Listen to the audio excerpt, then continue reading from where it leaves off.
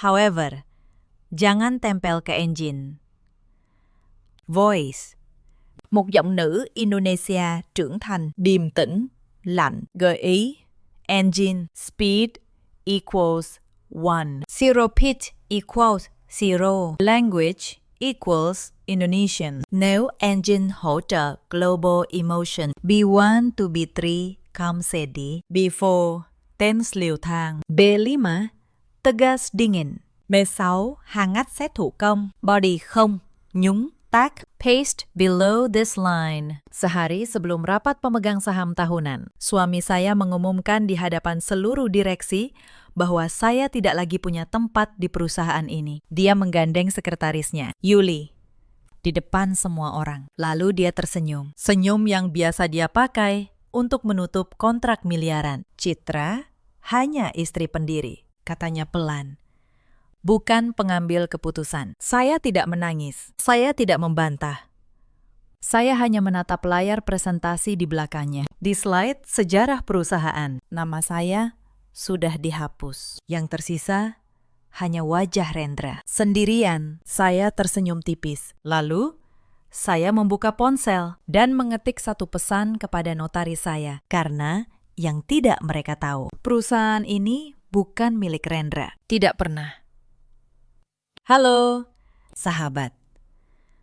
Selamat datang kembali di kanal kita. Sebelum cerita ini dimulai, tekan tombol subscribe dan nyalakan lonceng, supaya kalian tidak ketinggalan akhir dari kisah yang akan mengubah cara kalian memandang kata percaya. Mari kita mulai. Nama saya Citra Anindya, 38 tahun. Saya pendiri Nararya, sebuah perusahaan teknologi finansial di kawasan Pondok Indah, Jakarta.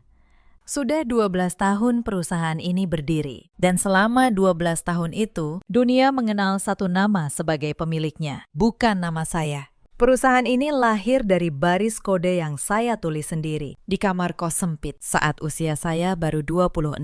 Waktu itu saya dan Rendra masih kuliah di jurusan yang sama. Saya yang menulis sistemnya, saya yang merancang algoritmanya. Rendra punya wajah yang meyakinkan, suara yang menenangkan investor, dan tangan yang pandai menyalami orang penting. Kami sepakat. Saya membangun mesinnya, dia menjadi wajahnya. Saat itu, saya pikir itu pembagian yang adil. Saya tidak suka panggung, saya tidak suka kamera. Saya hanya ingin produk saya hidup dan dipakai jutaan orang. Maka saya rela berdiri di belakang. Saya rela namanya yang besar, asalkan mimpi saya tumbuh. Saya menikahinya 7 tahun lalu. Di hari pernikahan, dia berbisik di telinga saya, "Tanpa kamu, aku bukan siapa-siapa, Citra." Saya percaya kalimat itu. Saya menyimpannya seperti orang menyimpan jimat. Kami punya seorang putri, namanya Bening, 6 tahun. Matanya bulat, dan dia suka bertanya hal-hal yang sulit saya jawab. Suatu malam dia bertanya, "Bunda, kenapa ayah jarang pulang?" Saya hanya tersenyum dan bilang, "Ayah sedang membangun istana untuk kita, sayang." Saya tidak tahu saat itu bahwa istana itu sedang dibangun untuk perempuan lain. Selama 2 tahun terakhir, saya mundur dari urusan harian perusahaan. Bukan karena saya lemah, karena saya percaya. Saya menyerahkan kursi direktur utama kepada Rendra secara penuh. Dan saya hanya memegang posisi sebagai pemegang saham. Orang-orang di kantor memanggil saya Bu Citra. Sebagian dari mereka bahkan lupa siapa saya sebenarnya. Saya membiarkan mereka lupa. Itu kesalahan saya. Tapi itu juga kelak menjadi senjata saya. Hari itu, Selasa sore, hujan turun di kawasan Pondok Indah. Saya sedang menjemput Bening dari sekolah ketika ponsel saya bergetar. Sebuah notifikasi dari grup percakapan internal perusahaan. Grup yang berisi hampir 1.000 karyawan Nararya. Saya jarang membukanya. Tapi sore itu, entah kenapa, jari saya mengetuk layar sebuah foto. Di dalam foto itu, suami saya, Rendra, tertidur lelap di sebuah ranjang hotel. Spray putih bersih, pencahayaan remang. Di bahunya tersampir mantel abu-abu. Mantel yang pagi tadi saya kenakan sendiri ke tubuhnya sebelum dia berangkat. Di bawah foto itu ada satu baris kalimat dikirim dari akun bernama Yuli Kusuma. "Pak Rendra terlalu lelah malam ini. Beliau beristirahat di tempat saya. Tolong jangan ganggu CEO kita dulu, ya.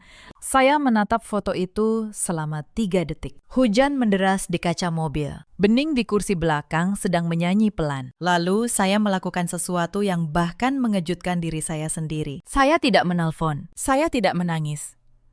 Saya membuka kontak supir, menyuruhnya mengantar Bening pulang lebih dulu ke rumah ibu saya. Lalu, saya menepi. Saya membuka foto itu lagi. Saya perhatikan kerah mantel. Di sana, samar. Masih ada bekas warna lipstik saya. Bekas dari ciuman perpisahan yang saya berikan pagi tadi. Saat dia berkata, "Aku ada rapat penting." "Sayang, pulang malam. Rapat penting." Begitu dia menyebutnya. Saya tertawa.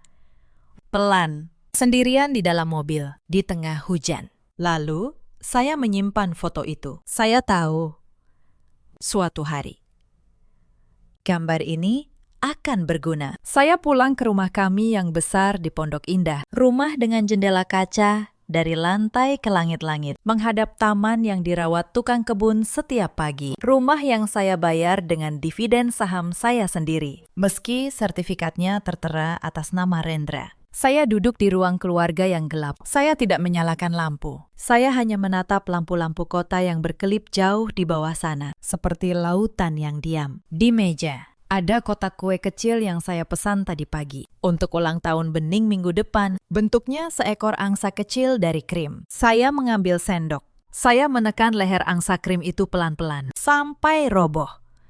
Lalu saya menariknya keluar dan meletakkannya kembali di meja. Hancur. Besok adalah rapat pemegang saham tahunan. Rapat paling penting dalam setahun. Rapat tempat seluruh arah perusahaan diputuskan. Dan suami saya malam ini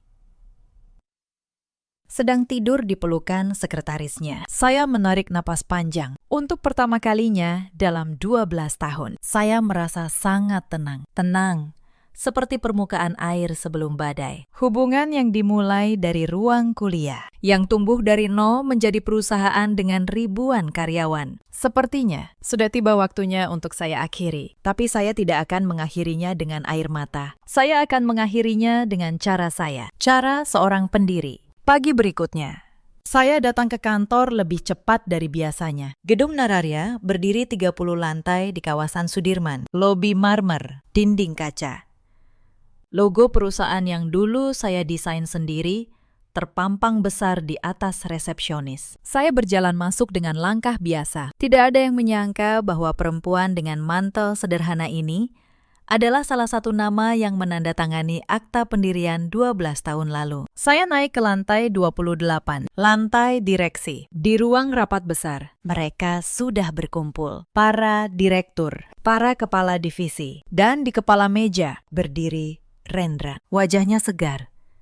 Seolah semalam dia tidur nyenyak di rumah, bukan di ranjang hotel orang lain. Di sampingnya berdiri Yuli. Sekretaris itu mengenakan blazer mahal, tersenyum tipis. Tangannya memegang map presentasi. Saya berhenti di ambang pintu. Tidak ada yang menyadari kehadiran saya untuk beberapa detik. Lalu Rendra melihat saya. Senyumnya tidak berubah. "Oh, Citra, kamu datang juga." Bukan sayang, bukan namanya yang biasa dia ucapkan dengan lembut. Hanya Citra. Dingin. Seperti memanggil pegawai. "Duduklah," katanya. Kebetulan, ada yang ingin saya sampaikan kepada semua orang. Saya duduk di kursi paling ujung. Saya melipat tangan. Saya menunggu. Rendra menekan tombol. Layar besar di belakangnya menyala. Slide pertama muncul. Judulnya, Masa Depan Nararia. Lalu, dia mulai bicara tentang visi, tentang ekspansi, tentang investor baru yang akan masuk. Suaranya mengalir, meyakinkan. Persis seperti dulu saat dia memikat investor pertama kami. Tapi ada satu hal yang berbeda. Di slide sejarah perusahaan, di bagian para pendiri, hanya ada satu foto. Wajah Rendra. Sendirian, nama saya hilang. Seolah 12 tahun saya menulis kode di kamar kos. Seolah malam-malam tanpa tidur saya. Seolah mesin yang saya bangun dengan tangan saya sendiri tidak pernah ada. Saya menatap slide itu. Saya tidak berkata apa-apa. Rendra melanjutkan. Mulai hari ini, saya menunjuk Yuli sebagai direktur operasional baru kita. Dia sudah membuktikan dedikasinya. Saya percaya penuh padanya. Beberapa direktur bertepuk tangan. Sebagian saling pandang. Bu Asih, Kepala Keuangan veteran yang sudah bersama kami sejak tahun pertama, menatap saya dengan mata yang penuh tanya. Saya tetap diam. Yuli melangkah maju. Dia menatap saya dari kejauhan, lalu tersenyum.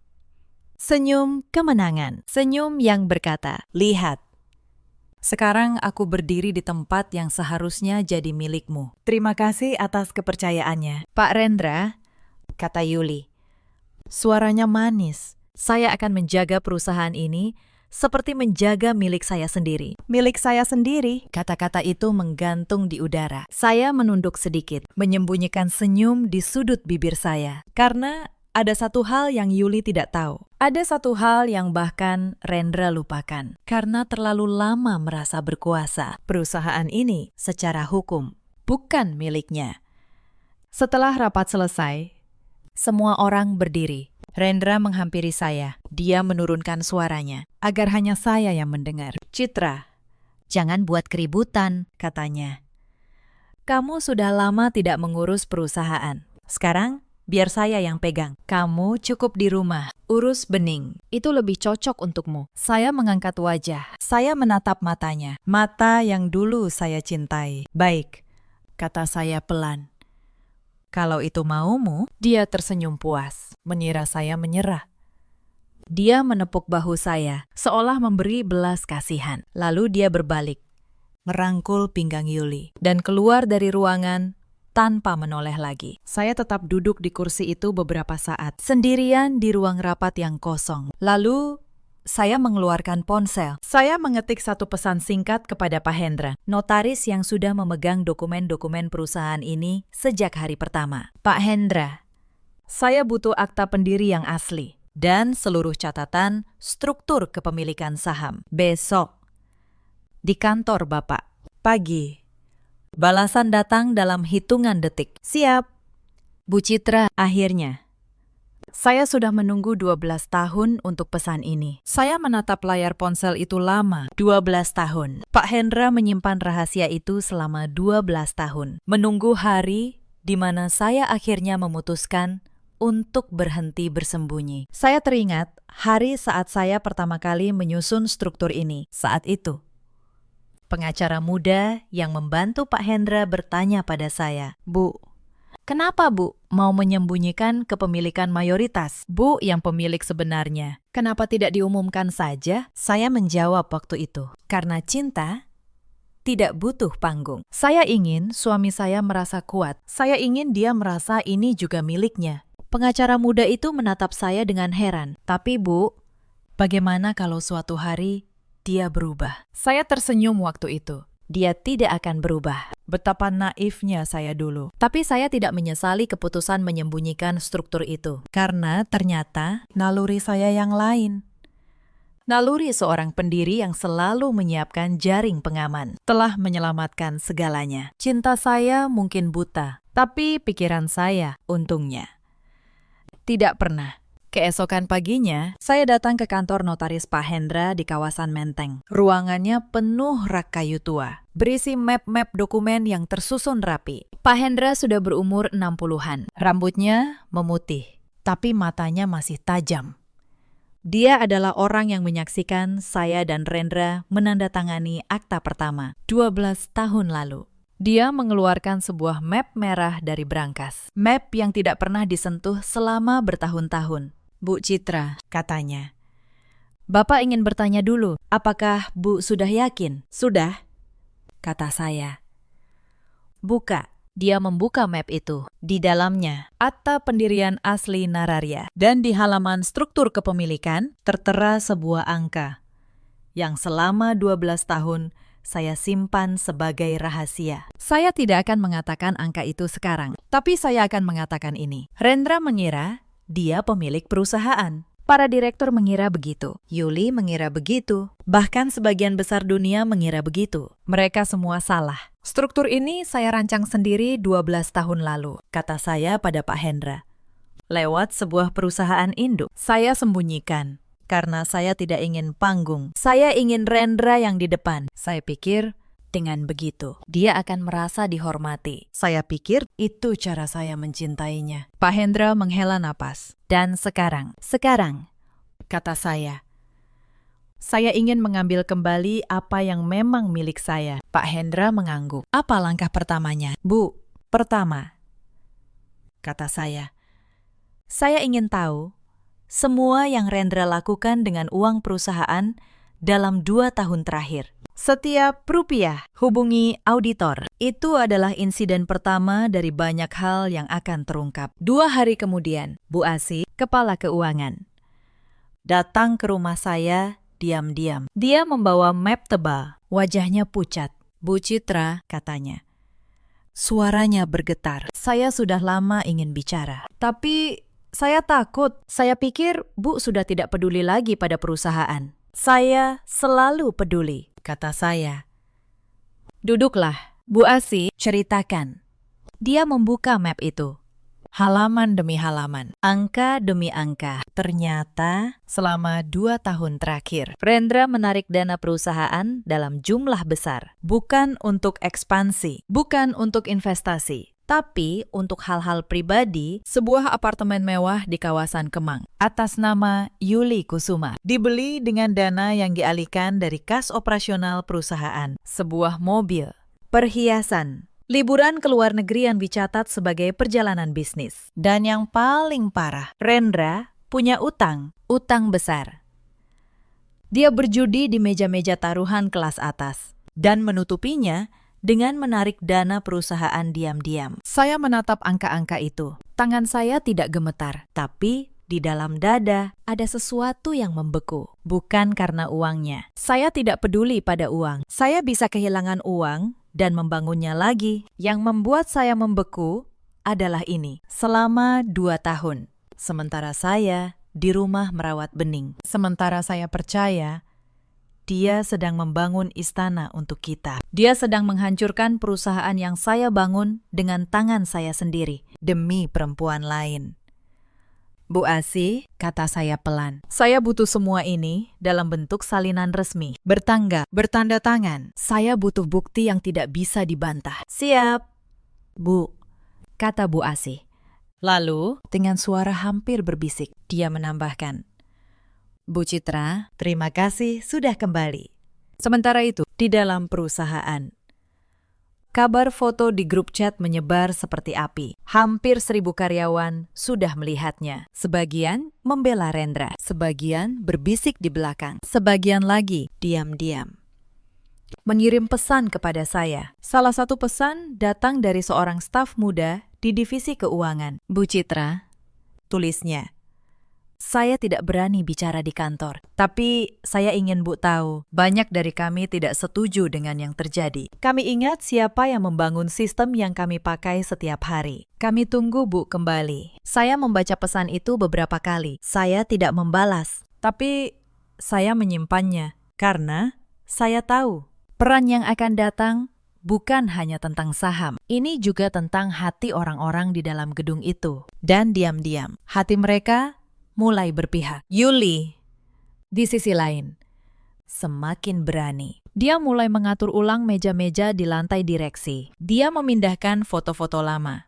Dia bahkan menyuruh resepsionis mengganti daftar nama di papan direksi. Dia bertingkah seperti nyonya rumah yang baru. Dia tidak tahu, rumah itu fondasinya saya yang menuang. Insiden berikutnya datang beberapa hari setelah itu. Saya sedang di kantor, di lantai 28, saat saya melihat Rendra dan seorang pria asing di ruang kacanya. Pria itu memakai jas mahal. Mereka berbicara serius, menunjuk-nunjuk dokumen. Saya bertanya pada Bu Asih, siapa pria itu? Jawabannya membuat saya terdiam. Pria itu adalah perwakilan investor asing. Dan dokumen yang mereka bahas adalah perjanjian penjualan saham. Rendra berencana menjual sebagian besar saham yang dia kira miliknya kepada investor luar untuk menutupi utang judinya dan untuk mengamankan posisinya sebelum rapat pemegang saham tahunan. Dia akan menjual perusahaan kami, perusahaan yang saya bangun untuk menyelamatkan dirinya sendiri. Tapi ada satu masalah besar yang Rendra tidak sadari. Dia tidak bisa menjual saham yang bukan miliknya. Dan sebagian besar saham itu, secara hukum,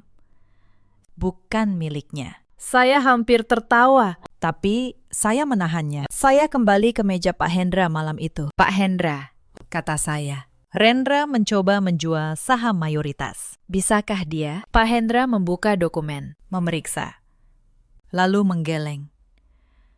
Tidak. Bu, secara hukum, dia hanya memegang saham minoritas. Saham pengendali ada di perusahaan induk yang Bu kuasai. Penjualan apapun yang dia tanda tangani tanpa persetujuan pemegang saham mayoritas batal demi hukum. Saya mengangguk. Bagus.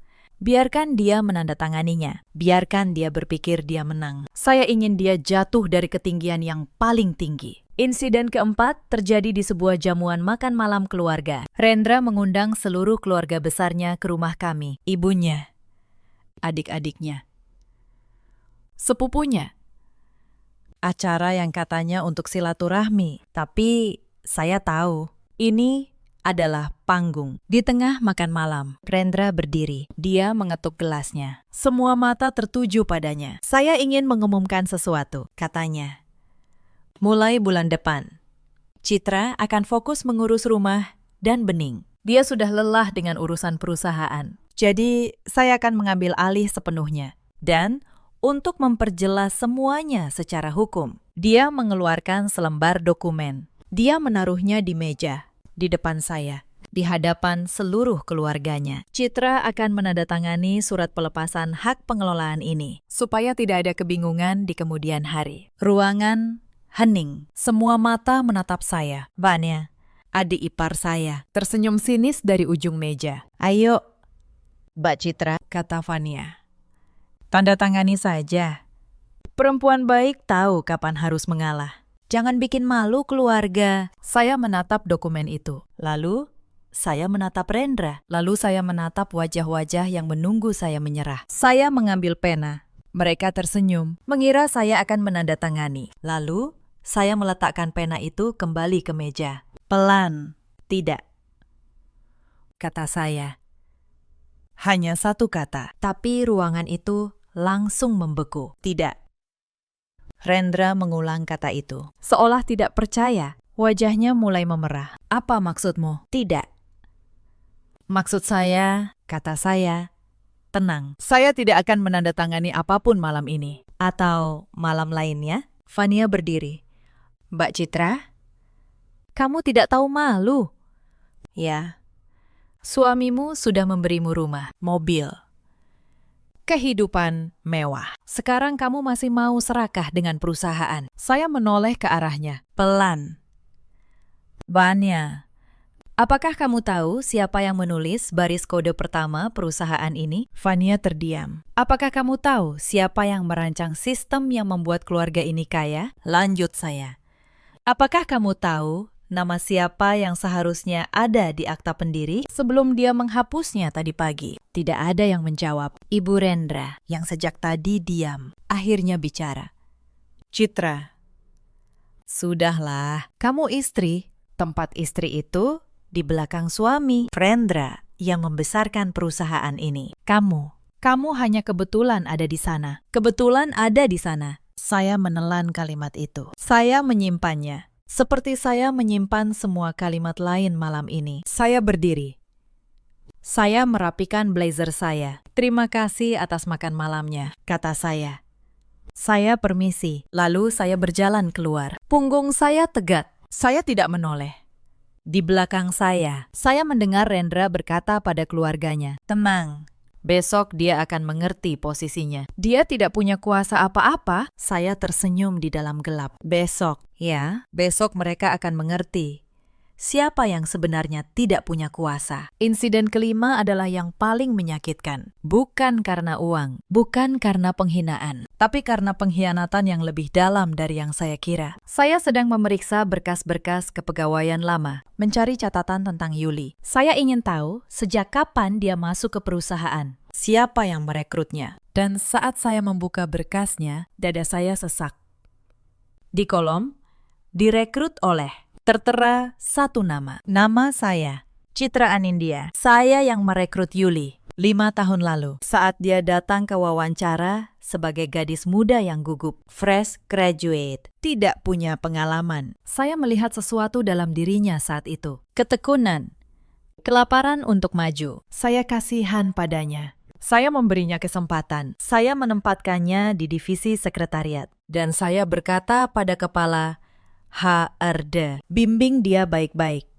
Dia punya potensi. Saya yang membesarkannya. Saya yang menaikkan gajinya. Saya yang merekomendasikannya menjadi sekretaris direksi 2 tahun lalu. Tepat sebelum saya mundur dari urusan harian. Dan perempuan yang saya angkat dari ketiadaan itu sekarang tidur dengan suami saya dan tersenyum penuh kemenangan di ruang rapat saya. Saya duduk di kursi itu untuk waktu yang lama, bukan untuk menangis. Saya sudah melewati fase itu. Saya duduk untuk memahami satu hal. Kebaikan tidak selalu kembali sebagai kebaikan. Kadang, kebaikan yang kita beri kepada orang yang salah kembali sebagai pisau. Tapi saya juga belajar hal lain malam itu. Karena Yuli adalah orang yang saya rekrut, maka semua catatan tentang dia, semua kontraknya, semua jejak keuangannya di perusahaan ada di sistem yang saya rancang sendiri. Saya tahu setiap pintu belakang. Saya tahu setiap jejak. Dia membangun kemenangannya di atas rumah yang fondasinya saya yang membuat. Dan saya tahu persis di mana letak setiap retakannya. Insiden ke-6 terjadi 3 hari sebelum rapat pemegang saham tahunan. Saya menaktifkan satu hal yang sudah lama saya siapkan. Lewat Pak Hendra, saya meminta dilakukan audit pajak independen terhadap seluruh transaksi keuangan perusahaan dalam 2 tahun terakhir. Audit pajak, 2 kata yang membuat setiap pengusaha yang punya rahasia kotor tidak bisa tidur. Karena audit pajak akan membongkar setiap rupiah yang Rendra alihkan. Apartemen Yuli, mobil, utang judi yang ditutupi dengan dana perusahaan. Semua akan tercatat hitam di atas putih. Semua akan menjadi bukti resmi yang sah di mata hukum. Saya tidak perlu meneriaki Rendra. Saya tidak perlu membantingnya. Saya hanya perlu membiarkan angka-angka berbicara. Saya menelpon Aditya malam itu. Aditya adalah teman kuliah saya, salah satu insinyur pertama yang membantu saya membangun sistem Nararya di masa awal. Dia sudah lama keluar, mendirikan perusahaannya sendiri. Tapi dia masih kenal setiap baris kode perusahaan ini. Citation, kata Aditya di telepon. Aku dengar kabar dari dalam. Rendra benar-benar keterlaluan. Aditya, kata saya. Aku butuh bantuanmu. Aku butuh seseorang yang bisa kupercaya untuk memverifikasi integritas sistem keuangan saat audit nanti. Seseorang yang tidak bisa disuap Rendra. Tentu, kata Aditya. Aku akan datang. Citation, kamu tahu, aku selalu tahu. Kamu yang membangun semua ini. Kami semua tahu. Kami hanya menunggu kamu kembali. Saya menutup telepon. Saya menatap langit malam dari jendela. 3 hari lagi. 3 hari sebelum semua topeng dijatuhkan. Insiden ke-7. 2 hari sebelum rapat. Saya menerima telepon dari Rendra. Suaranya, untuk pertama kalinya dalam berbulan-bulan, terdengar manis lagi. Sayang, katanya. Sayang, kata itu kembali. Aku minta maaf soal makan malam waktu itu. Aku terlalu keras. Kita bicara baik-baik. Ya. Aku sayang kamu, Citra. Kamu istriku. Saya tahu kenapa dia menelpon. Audit pajak sudah mulai bocor ke telinganya. Dia mulai panik. Dia mulai merasa tanah di bawah kakinya bergeser. Rendra, kata saya pelan. Apakah kamu masih ingat apa yang kamu bisikkan di telingaku di hari pernikahan kita? Dia terdiam. Kamu bilang, tanpa aku. Kamu bukan siapa-siapa, kata saya. Ternyata kamu lebih jujur dari yang aku kira. Lalu, saya menutup telepon. Insiden ke-8, 1 hari sebelum rapat. Malam terakhir, saya tahu dari Bu Asih bahwa malam itu, Rendra dan Fania sedang merayakan sesuatu di sebuah restoran mewah. Mereka mengira mereka sudah menang. Mereka mengira besok di rapat pemegang saham mereka akan menggunakan saham yang Rendra kira miliknya untuk menyingkirkan saya sepenuhnya. Mereka bahkan sudah menyiapkan surat pemberhentian saya. Tinggal menunggu rapat besok untuk mengesahkannya. Sementara mereka bersulang dengan anggur mahal. Saya duduk di rumah, menyusun dokumen terakhir bersama Pak Hendra. Bu Citra, kata Pak Hendra, semua sudah siap. Akta pendiri asli, struktur kepemilikan saham mayoritas lewat perusahaan induk, hasil awal audit pajak, bukti pengalihan dana ilegal, dan surat panggilan rapat pemegang saham luar biasa yang sah secara hukum. Saya menatap tumpukan dokumen itu. 12 tahun. 12 tahun saya diam di belakang. 12 tahun saya membiarkan orang lain mengambil panggung. Besok, untuk pertama kalinya, saya akan berdiri di depan. Pak Hendra, kata saya. Besok, di rapat. Jangan beritahu siapapun bahwa Bapak datang bersama saya. Biarkan mereka memulai rapat mereka. Biarkan Rendra membacakan surat pemberhentian saya. Biarkan mereka merasa menang sampai detik terakhir. Pak Hendra tersenyum. Dan setelah itu, kata saya yang bicara. Malam itu, sebelum tidur, saya masuk ke kamar Bening. Dia sudah tertidur, memeluk boneka kelincinya. Wajahnya damai. Saya duduk di tepi ranjangnya. Saya membelai rambutnya pelan. Bening, bisik saya. Besok, Bunda akan melakukan sesuatu yang berat. Tapi Bunda melakukannya supaya kamu tahu satu hari nanti bahwa seorang perempuan tidak harus diam saat dia disakiti. Bahwa kebaikan bukan berarti membiarkan orang menginjak kita. Dia tidak mendengar. Tapi saya merasa lebih ringan setelah mengatakannya. Saya kembali ke kamar saya. Kamar yang dingin, kosong. Karena suami saya entah di mana. Saya berbaring. Dan untuk pertama kalinya dalam waktu yang lama, saya tidur nyenyak. Besok adalah hari di mana semuanya akan berubah. Pagi hari, rapat pemegang saham tahunan. Langit Jakarta cerah. Saya datang ke kantor mengenakan setelan hitam. Sederhana, tapi tegas. Saya tidak memakai perhiasan. Saya tidak perlu. Ruang rapat Dewan Direksi sudah penuh. Para direktur, para pemegang saham minoritas. Rendra duduk di kepala meja, percaya diri. Di sampingnya, Yuli, dengan blazer baru dan senyum yang sama. Di seberang, Vania mengangkat dagunya saat melihat saya masuk. Saya duduk di kursi paling ujung, sama seperti minggu lalu. Mereka mengira saya tahu tempat saya. Rapat dimulai. Rendra memimpin. Dia membahas laporan tahunan, angka, proyeksi. Suaranya lancar, meyakinkan. Lalu sampai ke agenda terakhir. Rendra berdiri. Dia memegang selembar surat. Sebelum kita tutup, katanya, ada satu hal penting. Dewan telah memutuskan untuk merestrukturisasi kepemilikan. Citra Anindya akan secara resmi dilepaskan dari seluruh posisinya di perusahaan ini. Saya harap semua pemegang saham menyetujui. Dia menatap saya. Senyumnya penuh kemenangan. Ada keberatan, Citra? Tanyanya. Nadanya mengejek. Saya berdiri. Saya tidak terburu-buru. Saya merapikan blazer saya. Saya menatap satu persatu wajah di ruangan itu. Lalu saya bicara. Sebelum kalian memilih, kata saya. Suara saya tenang, tapi mengisi seluruh ruangan. Saya ingin memperkenalkan seseorang. Pintu ruang rapat terbuka. Pak Hendra masuk. Diikuti Bu AC, membawa map tebal. Dan di belakang mereka, Aditya, dengan laptopnya. Rendra mengernyit. Siapa mereka? Ini rapat tertutup. Mereka, kata saya, adalah saksi. Dan Pak Hendra adalah notaris yang memegang akta pendiri asli perusahaan ini. Pak Hendra, tolong jelaskan kepada semua orang di ruangan ini, siapa pemegang saham pengendali Nararya. Pak Hendra maju. Dia membuka map merah. Dia mengangkat sebuah dokumen. Berdasarkan akta pendiri yang sah dan tercatat secara hukum, kata Pak Hendra. Suaranya berwibawa. Saham pengendali Nararya melalui sebuah perusahaan induk dikuasai sepenuhnya oleh satu orang, bukan Bapak Rendra Pratama. Pemegang saham mayoritas perusahaan ini sejak hari pertama adalah Ibu Citra Anindya. Ruangan itu meledak. Bisik-bisik Suara kursi bergeser. Para direktur saling pandang dengan wajah pucat. Rendra berdiri. Wajahnya memutih. Itu tidak mungkin. Itu bohong. Aku CEO perusahaan ini. Kamu CEO, kata saya pelan.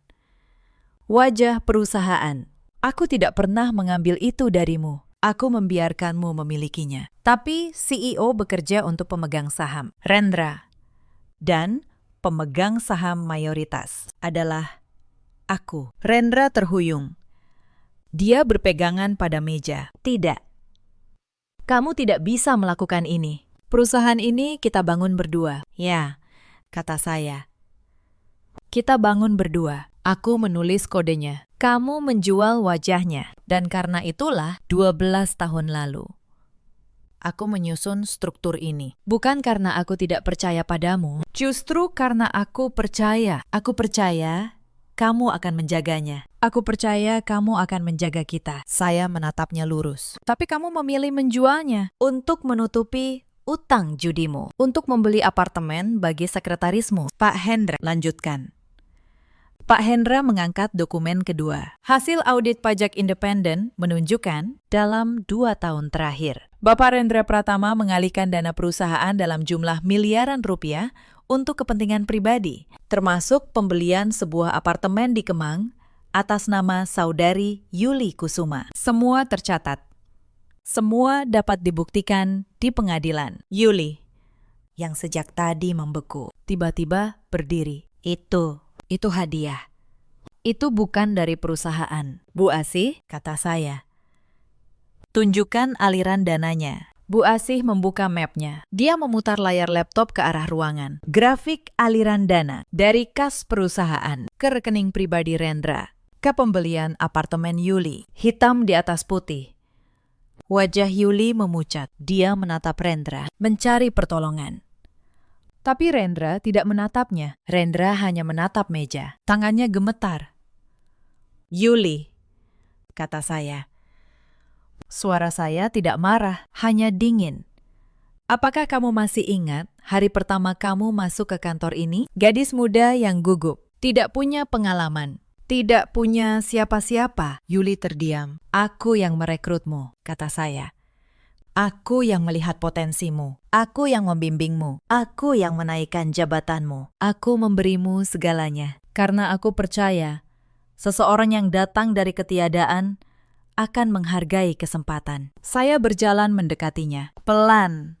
Ternyata aku salah. Kamu menghargai kesempatan itu dengan cara mengambil suamiku dan mengirim fotonya ke 1000 karyawan untuk mempermalukanku. Kamu pikir itu kemenangan. Saya berhenti di depannya. Hari ini, Departemen SDM akan memproses pengunduran dirimu. Sesuai aturan, kamu akan menerima pesangon.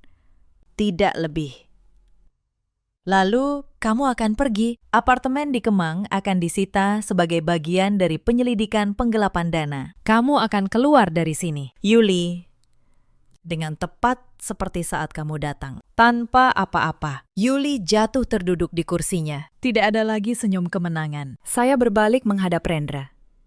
Dan kamu, kata saya, sebagai pemegang saham mayoritas. Dengan ini, saya menggunakan hak saya. Saya memberhentikanmu dari posisi direktur utama. Efektif hari ini. Selama proses penyelidikan dugaan penggelapan dana berlangsung, saya akan bertindak sebagai direktur utama sementara. Kamu tidak bisa, Rendra meledak. Dia menggebrak meja. Perusahaan ini hidupku. Aku yang membangunnya. Justru karena ini perusahaan yang kita bangun, kata saya. Suara saya lebih keras dan lebih dingin dari teriakannya. Aku tidak bisa diam melihat seseorang menghancurkannya demi kehidupan pribadinya yang kotor. Ini bukan pertengkaran suami istri, Rendra. Ini keputusan bisnis, dan ini sangat rasional. Saya menatap seluruh ruangan. Untuk para direksi dan pemegang saham, surat pemberhentian yang tadi dibacakan batal. Dan rapat hari ini, secara resmi, saya nyatakan sebagai rapat pengambil alihan kembali kendali perusahaan oleh pemegang saham mayoritas. Bagi yang ingin tetap bekerja di Nararia yang baru, kalian saya persilahkan. Bagi yang sudah memilih pihak yang salah. Kalian tahu di mana pintunya. Ruangan itu hening sempurna. Lalu, satu persatu, para direktur menundukkan kepala. Beberapa dari mereka yang dulu mengenal saya di masa awal berdiri dan berkata pelan, "Selamat datang kembali, Bu Citra." Rendra masih berdiri di sana. Tubuhnya gemetar. Dia menatap saya. Lalu menatap Yuli yang terpuruk di kursi. Lalu menatap Vania yang sudah diam 1000 bahasa. "Citra," katanya. Suaranya pecah. "Kita bisa bicara. Tolong. Beri aku kesempatan." Saya berhenti di ambang pintu. Saya menoleh sedikit. "Kamu sudah punya kesempatan." "Rendra," kata saya. 12 tahun. Aku memberimu panggung. Aku memberimu nama. Aku memberimu kepercayaan penuh. Dan kamu memilih untuk menukarnya dengan foto di ranjang hotel. Saya membuka pintu. Kesempatan itu sudah habis. Lalu saya melangkah keluar, meninggalkan punggung saya di hadapan mereka semua. Punggung yang tegak, punggung seorang pendiri yang akhirnya pulang ke rumahnya sendiri. Di luar ruang rapat, ratusan karyawan berdiri diam. Mereka melihat wajah saya yang dingin. Mereka mendengar suara gebrakan dari dalam. Mereka mengerti, badai ini belum berakhir.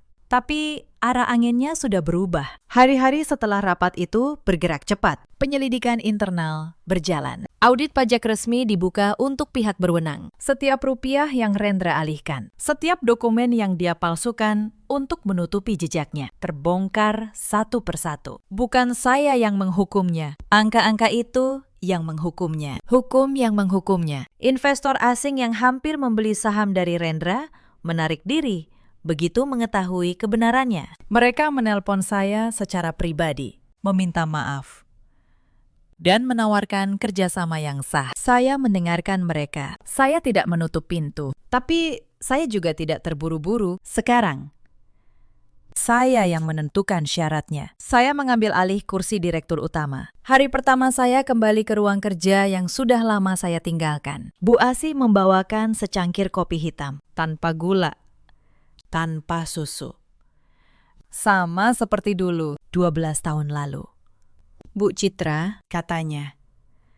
Matanya berkaca-kaca. Kantor ini terasa hidup lagi. Aditya kembali bergabung.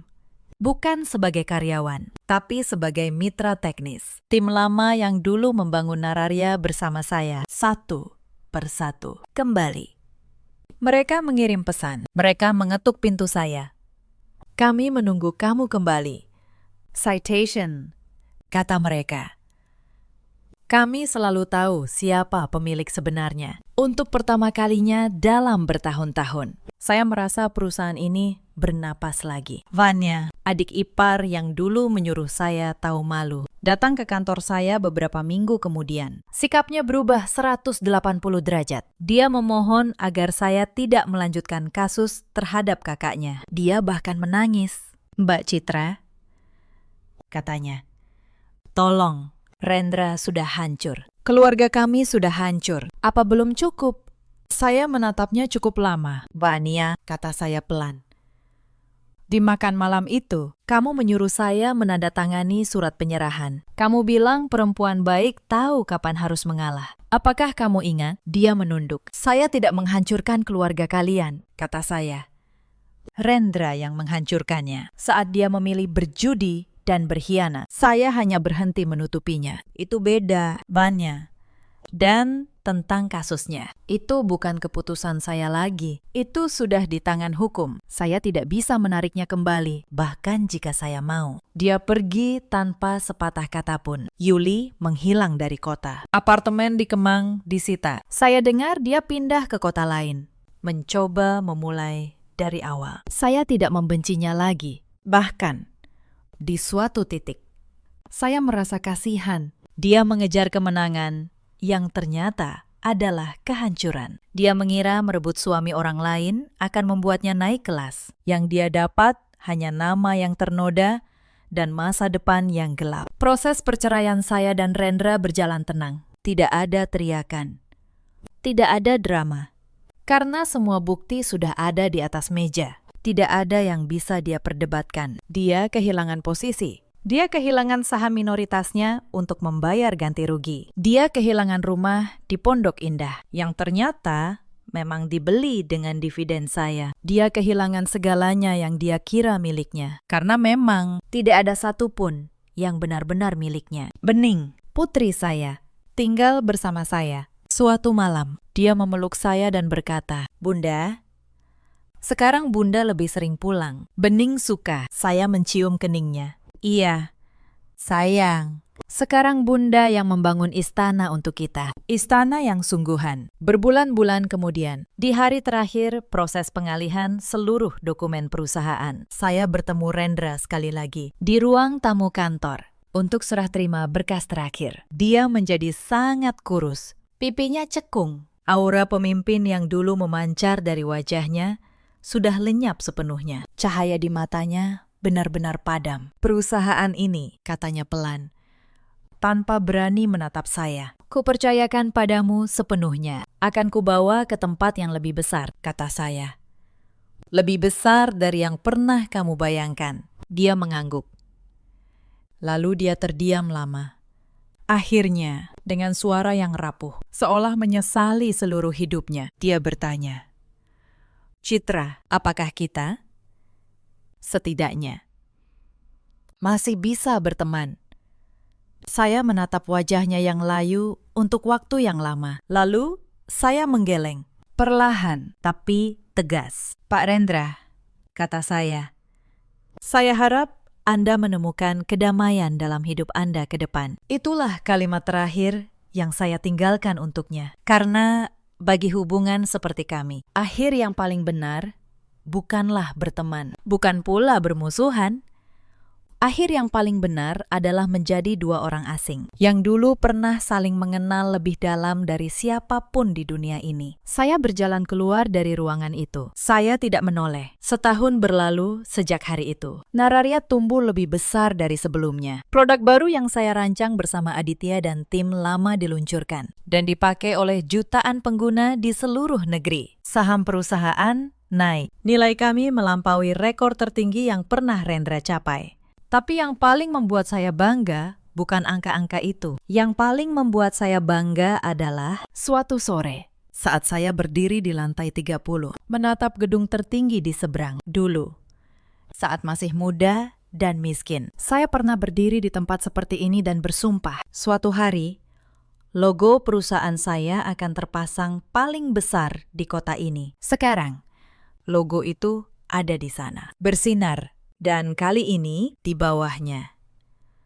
tertera nama yang benar. Nama saya. Saya mengundang seluruh karyawan ke aula besar di hari ulang tahun perusahaan. Saya berdiri di panggung untuk pertama kalinya dalam 12 tahun. Saya tidak lagi bersembunyi di belakang. Saya tahu, kata saya kepada ribuan karyawan. Banyak dari kalian baru mengenal saya tahun lalu. Banyak yang dulu mengira saya hanya istri pendiri. Tidak apa-apa, saya yang memilih untuk diam selama ini. Saya menarik napas. Tapi hari ini, saya ingin kalian tahu satu hal. Perusahaan ini bukan dibangun oleh satu wajah yang pandai bicara. Perusahaan ini dibangun oleh kerja, oleh kode, oleh malam-malam tanpa tidur, oleh orang-orang yang setia, bahkan saat tidak ada yang melihat. Dan saya berjanji, mulai sekarang, tidak ada lagi yang akan disembunyikan di tempat ini, termasuk diri saya sendiri. Aula itu bergemuruh dengan tepuk tangan. Bu Asih, di barisan depan, menangis. Aditya tersenyum bangga, dan untuk pertama kalinya dalam waktu yang sangat lama, saya merasa utuh. Malam itu, saya pulang ke rumah baru kami. Rumah yang lebih kecil dari yang dulu, tapi terasa jauh lebih hangat. Bening berlari menyambut saya di pintu. Bunda, aku masak sama nenek tadi. Ada ikan goreng sama sayur asam. Saya tertawa. Saya memeluknya erat. Kami makan malam bertiga. Saya, Bening, dan ibu saya. Ikan goreng, sayur asam, sambal terasi. Makanan sederhana. Tapi malam itu adalah malam paling damai yang pernah saya rasakan. Tidak ada lagi kue angsa hitam yang mewah. Tidak ada lagi anggur mahal yang dingin, hanya kehangatan yang sungguhan. Saya menatap putri saya yang sedang bercerita dengan riang, dan saya berpikir, inilah istana yang sebenarnya. bukan gedung 30 lantai, bukan saham mayoritas, tapi meja makan ini, tawa ini. Hati yang akhirnya bebas ini. Saya sudah kehilangan seorang suami, tapi saya menemukan kembali diri saya sendiri. Dan itu ternyata adalah hal yang paling berharga. Terima kasih sudah menemani sampai akhir dari cerita ini. Kisah ini membuat kita merenung dalam-dalam tentang kerapuhan sebuah kepercayaan dan tentang betapa pentingnya seorang perempuan menjaga kekuatannya sendiri. Jangan pernah menyerahkan seluruh dirimu sampai kamu lupa siapa kamu. Dan jangan pernah mengira bahwa diam selamanya berarti lemah. Di luar sana, ada banyak perempuan seperti Citra dulu. Perempuan yang membangun, tapi rela berdiri di belakang. Perempuan yang mencintai dengan menyerahkan segalanya, sampai lupa menyisakan sesuatu untuk diri sendiri. Jika kamu salah satunya, ingatlah. Kebaikanmu adalah kekuatan, bukan kelemahan. Tapi kebaikan tanpa batas, yang diberikan kepada orang yang salah, bisa berubah menjadi pisau yang menusukmu sendiri. Di luar sana, ada juga banyak suami seperti Rendra yang lupa dari mana mereka berasal, yang mengira panggung adalah milik mereka, padahal seseorang di belakang layar yang membangunnya. Kepada mereka, waktu selalu punya cara untuk mengingatkan. Dan di luar sana, ada banyak perempuan seperti Yuli yang mengira merebut milik orang lain akan menaikkan derajat mereka. Padahal, apa yang dibangun di atas kehancuran rumah tangga orang lain tidak akan pernah berdiri kokoh. Citra tidak membalas dendam dengan amarah. Dia membalas dengan kebenaran. Dia tidak meneriaki siapapun. Dia hanya berhenti bersembunyi dan membiarkan dunia melihat siapa dirinya yang sebenarnya. Dalam hidup, kita semua punya pilihan. Kita bisa terus bertahan dalam kepasrahan sampai kehilangan diri sendiri. Atau kita bisa mengambil kembali kemudi hidup ke tangan kita sendiri dengan tenang, dengan tegas, dengan bermartabat. Masa lalu memang tidak bisa kita ubah, tapi bagaimana kita menjalani masa depan selalu bisa kita pilih sendiri. Jika cerita ini menyentuh hati kalian, ceritakan kisah kalian di kolom komentar. Kalian tidak sendirian. Dan jangan lupa, kekuatan terbesar seorang perempuan bukan terletak pada seberapa banyak dia bisa bertahan, tapi pada keberaniannya untuk berkata cukup saat memang sudah cukup. Sampai jumpa di cerita berikutnya. Jaga diri kalian dan jaga hati kalian baik-baik.